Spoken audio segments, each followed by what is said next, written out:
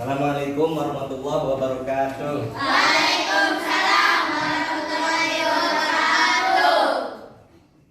Gimana kabarnya hari ini anak-anak? Alhamdulillah luar biasa. Allahu Akbar. Oke, baik sekali. Alhamdulillah kita semua dalam keadaan sehat walafiat. Oke, semangat pagi. Pagi. Sebelum kita masuk ke kegiatan belajar mengajar, alangkah lebih baiknya kita berdoa terlebih dahulu. Silahkan dipimpin oleh Aska. Sebelum belajar, mari kita berdoa terlebih dahulu. Berdoa mulai. Selesai. Beri salam. Assalamualaikum warahmatullahi wabarakatuh. Waalaikumsalam warahmatullahi wabarakatuh. Bapak absen dulu kalau kalian semuanya hadir, semuanya.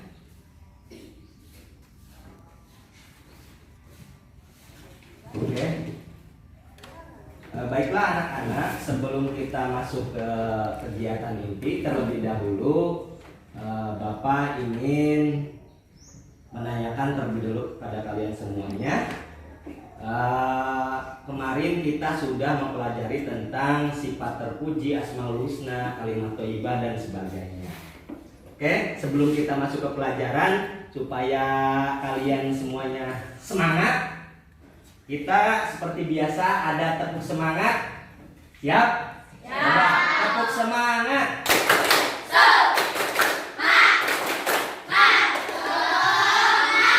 Oke, tepuk tangan semuanya. Oke, baiklah anak-anak. Untuk selanjutnya kita akan belajar di materi akidah akhlak ini tentunya dalam keadaan senang dan semangat. Silahkan kalian ambil buku tulisnya masing-masing. Ambil buku tulis kalian masing-masing. Silahkan dikeluarkan.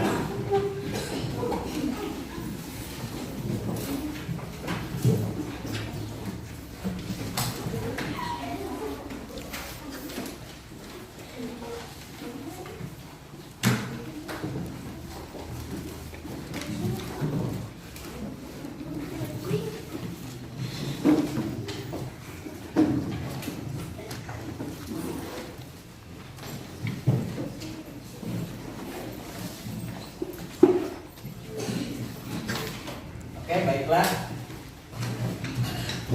Karena kalian sudah menyiapkan alat tulis kalian untuk nanti mencatat apa yang harus kalian catat, tentunya sesuai dengan instruksi dari Bapak. Oke, baiklah. Setelah kita sebelumnya mempelajari tentang sifat terpuji, asmaul husna dan kalimat-kalimat thayyibah, kita akan berlanjut ke materi yang berikutnya, yaitu tentang sifat tercela. Sebelum kita masuk ke materinya, siapa yang tahu apa itu sifat tercela? Coba jawab bersama-sama. Sifat tercela itu apa? Sifat yang buruk, sifat yang sifat yang jelek, artinya sifat yang tidak boleh ditiru atau dilakukan. Nah, jadi sifat tercela yang akan kita pelajari saat ini adalah tentang sifat marah. Ya, kalian semua tahu marah? Marah itu berarti termasuk sifat tercela. Oke, baiklah.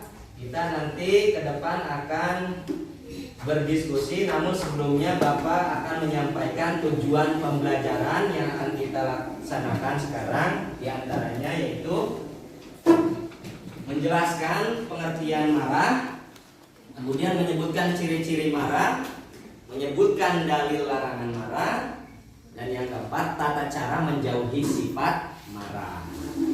Oke, anak-anak sekalian, langsung saja kita masuk kepada kegiatan inti, yaitu tentang bagaimana caranya kita memahami tentang sifat marah.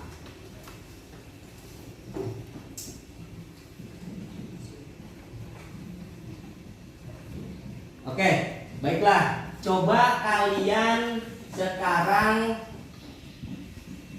pikirkan. Coba kalian sekarang diingat-ingat apakah kalian pernah melakukan sifat tercela itu, entah pada teman kamu atau pada orang tua kamu atau pada siapapun orang di sekeliling kamu. Pasti kalian pernah lah ya mengalami yang namanya marah, ya kan? Ya. Betul ya?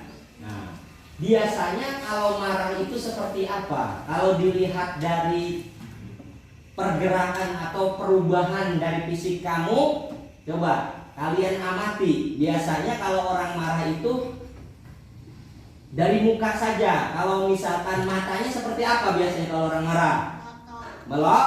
Melotot, ya. Terus biasanya otomatis warna mukanya jadi berubah, jadi seperti apa? Jadi merah. Ya, merah. Kemudian apa lagi? Biasanya mulutnya seperti apa? Mulutnya bentuknya jadi seperti apa? Oh, jadi monyong ya kan, jadi manyun ya. Jadi segala macam, misalkan jadi menggigit giginya atau misalkan menggigit bibirnya sendiri misalkan karena menahan amarah. Kemudian tangannya seperti apa biasanya? Nepal, ya kan begini. Sekuat tenaga biasanya. Itu biasanya kondisi kalau kita sedang marah. Coba kalau misalkan kalian bercermin melihat diri kamu sendiri yang sedang marah, kira-kira ganteng, cantik atau jelek? Ya, nah begitulah kalau misalkan kita dalam keadaan marah. Ya, terlihat dari luar saja sudah terlihat jelek.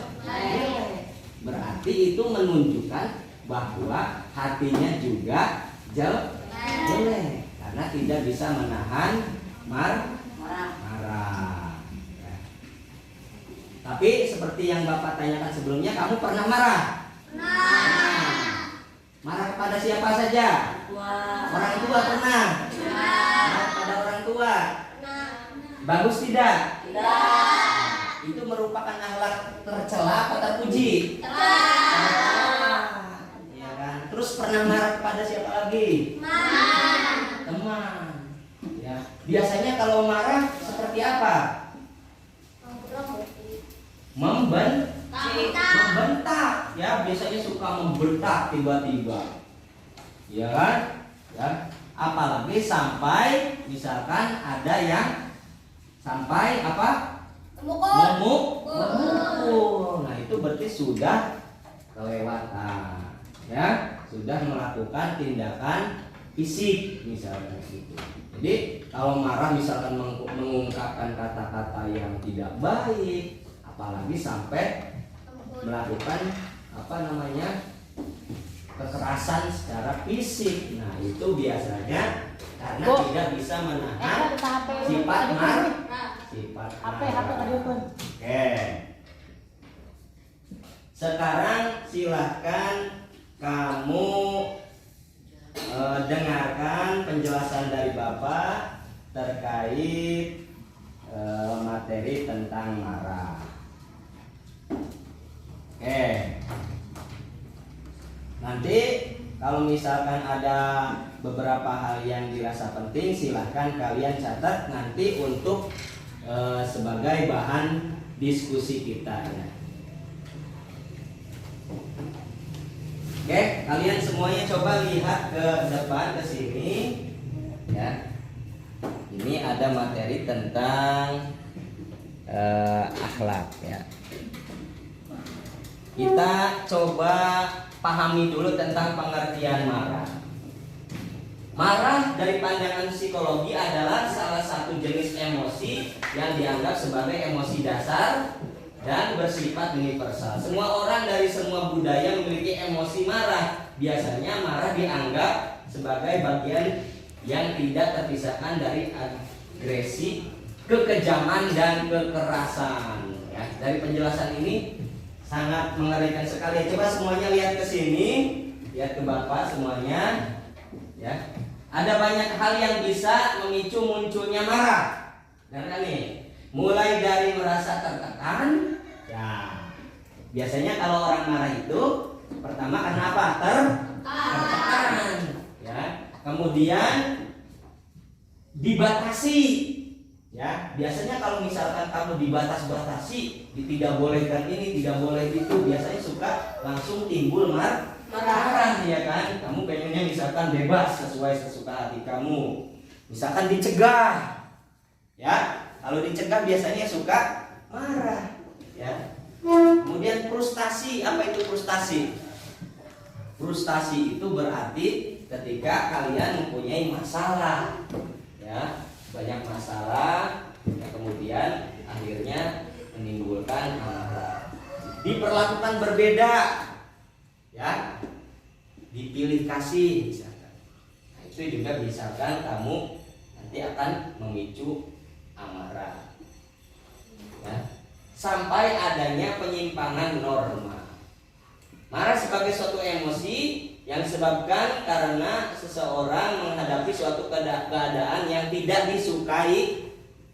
disukainya atau bertentangan dengan kemauannya. Nah, itu menurut Arif Budiman dan bahkan sahabat Abu Bakar. Dalam kitab Ihya Ulumuddin menerangkan bahwa nih di sini dijelaskan bagaikan nyala api yang menyala-nyala yang berkobar-kobar. Jadi marah itu seperti api yang berkobar, menyerang, bergerak dan bergejolak di dalam hati manusia. Ya, itu menurut kitab Ihya Ulumuddin karangan Imam Ghazali. Nah, itu adalah pengertian tentang sifat marah. Nanti kamu catat kesimpulan yang nanti Bapak sudah rangkum, ya. Bentuk marah. Nih, benar nih, bentuk marah itu yang pertama adalah kesal atau mangkel, ya. Biasanya itu adalah efek dari rasa kekecewaan, ya.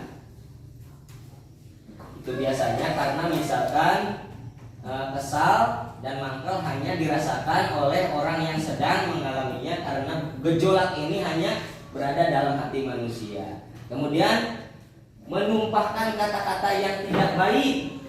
Nah, seperti yang sudah dijelaskan di awal, jadi biasanya orang yang marah itu mengeluarkan kata-kata yang tidak baik. Ada juga diam dan bermuka masam. Ada yang orang pemarah juga tidak mengeluarkan kata-kata, cuma diam saja, ya kan? Tiba-tiba diam saja. Ada juga kan marah yang diam, ya, memalingkan pandangan dan tidak bertegur sapa. Ya, biasanya kalau orang yang sedang marahan itu ketika berpapasan di jalan juga nggak mau lihat mukanya, misalnya. Berpaling biasanya seperti itu. Kemudian juga yang paling parah itu orang yang marah itu bisa memukul, menghancurkan. Ya, apa saja barang yang ada di depannya, misalkan ada gelas, tiba-tiba saja dilempar, dipecahkan atau dihancurkan. Nah, itu biasanya. Nah, kemudian ada juga faktor penyebab marah. Yang pertama, merasa diri paling benar dan berkuasa. Nah, orang pemarah itu biasanya merasa diri paling benar, padahal benar menurut sendiri, belum tentu menurut orang lain. Ya, itu biasanya kalau misalkan penyebab marah yang pertama tadi. Kemudian yang kedua, dendam. Nah, biasanya kalau orang punya dendam, biasanya juga itu akan menyebabkan dia menjadi marah. Kemudian yang ketiga, direndahkan atau dihina atau dicaci maki. Ya, makanya jangan sekali-kali kamu mencaci, memaki, ya, misalkan teman sebaya kamu, itu otomatis nanti dia akan marah, ya. Marahnya seperti apa kita kan tidak tahu. Kemudian sengaja dirangsang untuk dimanfaatkan orang lain, sama, ya, misalkan diadu dombakan, ya, supaya misalkan keluar emosinya, supaya jadi marah misalkan, supaya bertengkar dengan teman yang lain misalkan, itu bisa ya, itu sengaja karena memang dimanfaatkan orang. Kemudian karena memang momentum yang tidak menyenangkan. Nah, kemudian bagaimana cara pengendaliannya? Pengendalian marah itu ya ada manfaatnya kalau misalkan kita mampu mengendalikan marah. Ya, kalau kita sudah pandai mengendalikan marah, manfaatnya diantaranya yang pertama memudahkan kemampuan berpikir manusia dan pengambilan keputusan yang benar. Ya, jadi pikirannya positif, pikirannya tenang, positif thinking. Kemudian memelihara keseimbangan fisik manusia. Jadi kita bisa menyeimbangkan fisik kita agar tetap sehat, tidak stres, ya. Kemudian akan menimbulkan rasa tenang dalam diri si musuh. Tuh, itu dan mendorong mengadakan introspeksi. Justru kalau misalkan kita tenang, ya, jadi kita akan lebih mudah berintrospeksi diri, ya. Kemudian menghindarkan manusia dari banyak penyakit fisik. Tuh, berarti kita akan tetap terjaga kesehatan fisiknya. Itu adalah materi tentang sifat marah. Ya. Kemudian juga ada dalil yang berkaitan tentang marah, yaitu pada Quran surat An-Nur ayat 21. Silakan catat silakan. Catat. Ya. Yang artinya adalah wahai orang-orang yang beriman. Ya, silakan catat, wahai orang-orang yang beriman, janganlah kamu mengikuti langkah-langkah setan. Oke. Barang siapa mengikuti langkah-langkah setan, maka sesungguhnya dia atau setan menyuruh mengerjakan perbuatan yang keji dan mungkar.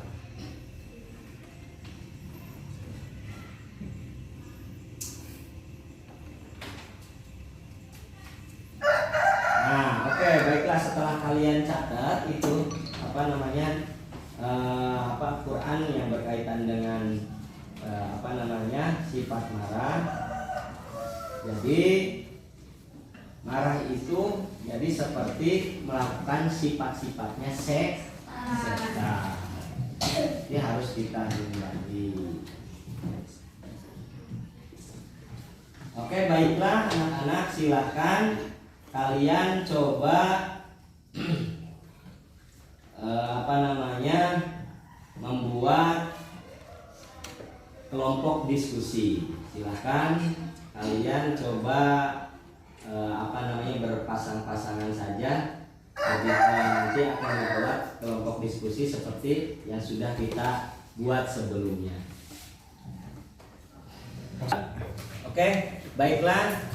Setelah kalian berdiskusi tadi terkait materi yang sudah Bapak sampaikan, sudah Bapak berikan, silakan kita untuk berdiskusi, memastikan bahwa kalian memang sudah betul-betul paham. Coba kita akan berdiskusi bersama terkait materi tentang marah yang sudah kita pelajari bersama tadi dan sudah kalian catat, diskusikan bersama teman di kelompok kamu.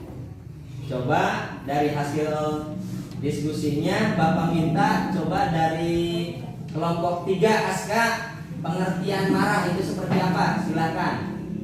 Pengertian marah coba jelaskan seperti apa? Ya. Marah adalah perubahan dalam diri atau emosi yang dibawa oleh kekuatan dan rasa dendam demi menghilangkan gemuruh atau rasa tidak terima di dalam hati. Oke, baik, betul sekali. Itu adalah termasuk pengertian tentang marah. Marah itu kalau dalam bahasa Arabnya godong, ya. Godong. Jadi merupakan luapan perasaan seseorang yang tidak senang karena sesuatu. Mungkin karena dihina, misalkan dibohongi, atau sebab suatu keinginan yang tidak tercapai atau sebab lainnya. Nah, coba sekarang Bapak tanya lagi ya, yang jawab kelompok lain. Pernyataan yang Bapak sampaikan ini termasuk ke dalam pernyataan apa nih ya? Coba Bapak baca dulu ini. Mengejangnya urat dan otot disertai memerahnya wajah dan kedua mata. Coba, itu pernyataan tentang apa? Siapa yang menjawab? Ya, kelompok 1. Itu termasuk apa? Tanda-tanda orang yang marah. Tanda-tanda orang yang marah. Nah, bagus sekali. Kalian berarti tadi sudah bisa mengklasifikasikan apa itu tanda-tanda orang yang marah. Coba, siapa lagi yang mau jawab tanda-tanda orang yang marah? Coba dari kelompok 2. Baca coba. Wajah yang cemberut dan dahi yang mengerut. Oke, bagus sekali, betul. Itu termasuk tanda-tanda orang yang marah. Coba dari kelompok 4 dulu deh. Tanda orang yang marah apa? Membalas musuh dengan alasan yang setimpal atau lebih parah. Ah, bagus sekali. Coba kelompok 3. Tanda orang yang marah. Satu lagi. Seperti apa? Dengan orang lain melalui lisan, tangan, kaki, atau yang semisalnya. Oke, baik. Berarti kalian sudah paham semuanya ya. Hasil tadi kalian diskusi bersama teman sebangku kalian. Coba jawab bersama-sama ya. Ini ada dalil dalam Al-Quran masih keterkaitan dengan sifat marah. Bapak sebutkan artinya ya. Wahai orang-orang yang beriman, janganlah kamu mengikuti langkah-langkah setan. Barang siapa mengikuti langkah-langkah setan, maka sesungguhnya dia atau setan menyuruh mengerjakan perbuatan yang keji dan mungkar. Kalau bukan karena karunia Allah dan rahmat Allah kepadamu, niscaya tidak seorang pun di antara kamu bersih atau dari perbuatan keji dan mungkar itu selama-lamanya. Itu dijelaskan dalam Al-Quran pada surat apa? Surat An-Nur ayat berapa? Ayat 21. Oke, berarti kamu sudah betul memahaminya. Kemudian ada juga hadis nih dari Abu Hurairah radhiyallahu anhu berkata, seorang laki-laki berkata kepada Nabi sallallahu alaihi wasallam, "Berilah aku wasiat," katanya. Beliau menjawab, "Janganlah engkau marah." Kemudian lelaki itu mengulang-ulang permintaannya, ya, ingin diberi wasiat oleh Nabi. Namun Nabi sallallahu alaihi wasallam selalu menjawab, "Janganlah engkau marah." Nah, itu hadis yang diriwayatkan oleh siapa? Oleh Bukhari. Hadis riwayat Bukhari. Oke, baiklah. Itulah sedikit materi yang sudah kita pelajari dan alhamdulillah kalian sudah paham semuanya. Oke. Bapak pikir materi kita sudah cukup sampai di sini. Nanti habis ini kalian akan mengerjakan soal sebagai bentuk penilaian. Ya, silakan kalian kembali ke posisi duduk kalian masing-masing nanti untuk mengerjakan soal yang nanti setelah ini akan Bapak berikan. Ya, oke, baiklah. Itu saja mungkin dari Bapak. Materi yang sudah disampaikan. Soal itu nanti Bapak tugaskan untuk kamu kerjakan di rumah ya, berarti untuk PR ya. Jadi tugas yang diberikan nanti selembaran soal-soal yang nanti kamu kerjakan di rumah. Oke. Baiklah, sekedar untuk penguatan, untuk refleksi kita, berarti kita tidak boleh mempunyai sifat marah. Pandai mengendalikannya, karena marah itu termasuk perbuatan setan, juga termasuk sifatnya setan. Oke. Tadi dalil yang ada kaitannya tentang sifat marah itu dijelaskan dalam Al-Quran surat An-Nur ayat berapa? dijelaskan dalam hadis yang diriwayatkan oleh Bukhari. Oke, itu saja mungkin materi kita sampai saat sekarang. Silakan ditutup dengan doa. Silakan kembali ke tempat duduknya masing-masing terlebih dahulu. Oke, baiklah, silakan kalian masukkan buku tulis kalian, alat tulis kalian, juga sekalian masukkan tugas atau PR yang sudah tadi Bapak berikan kepada kalian semuanya dan dikerjakan di rumah. Nanti besok dikumpulkan. Siap? Ya. Masih semangat? Sip. Semangat pagi? Pagi. Silakan kalian duduk dengan rapi kembali sebelum nanti dipimpin oleh Asya untuk membaca doa sebelum pulang. Oke, silakan duduk yang rapi kembali. Ya. Sekian materi dari Bapak. Ya, silakan ditutup dengan membaca doa sebelum pulang. Silakan Asya.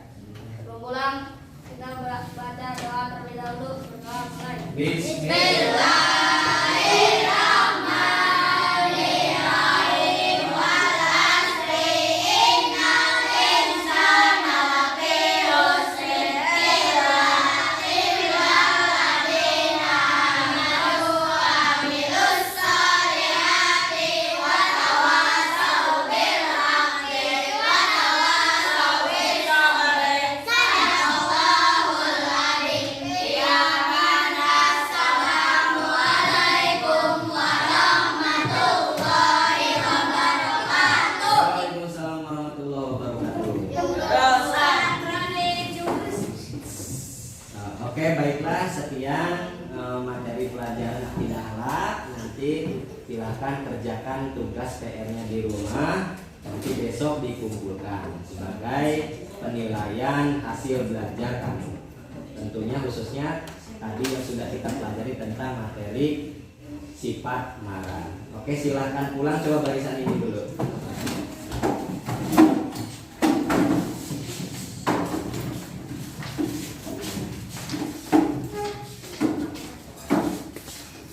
Lanjut barisan yang tengah.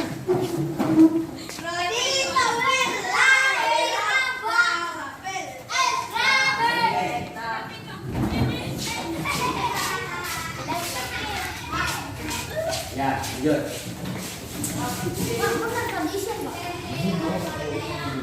Tidak